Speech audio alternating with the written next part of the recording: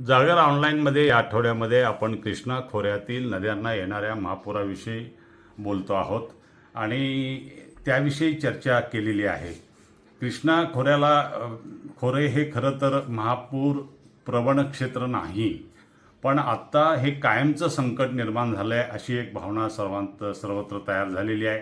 याचं कारण असं की कृष्णा खोऱ्यामध्ये नदीच्या काठावर जे अनेक प्रकारची आक्रमणं झालेली आहेत, अतिक्रमणं झालेली आहेत, शहरं वाढलेली आहेत, शेती वाढलेली आहे.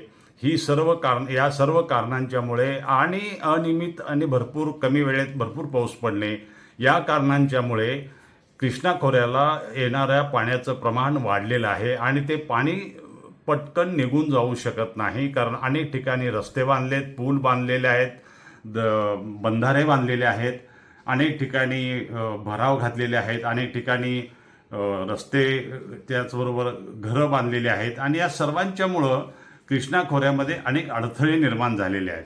आणि जेव्हा आत्ता ही चर्चा सुरू झाली ते यावर्षी चर्चेचे सर्व फोकस हा अलमट्टी धरणावर आहे.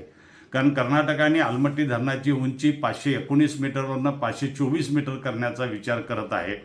ती जर उंची वाढवली तर धरणातल्या पाण्याचा फुगवटा महाराष्ट्रापर्यंत येईल आणि पाणी इथलं निघून जाणार नाही. त्यामुळं महापुराचा धोका पुन्हा वाढणार आहे अशी चर्चा सुरू आहे.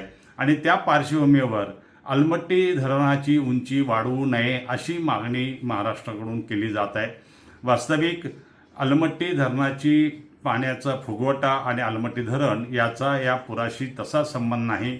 कारण या महापुराच्या चौकशीसाठी आत्तापर्यंत 2 समित्या नेमलेल्या आहेत. त्या दोन्ही समित्यांनी जे निष्कर्ष काढले आहेत त्याच्यामध्ये अलमट्टी हे पुराचं कारण नाही अशा पद्धतीनं निष्कर्ष निघालेले आहेत. जे इतर सर्व निष्कर्ष आहेत त्याच्यावर चर्चा या लेखामध्ये करण्यात आली आहे. आपली मतं याच्यावर नोंदवा. आपल्याला लेख कसा वाटला हे कळवा. धन्यवाद.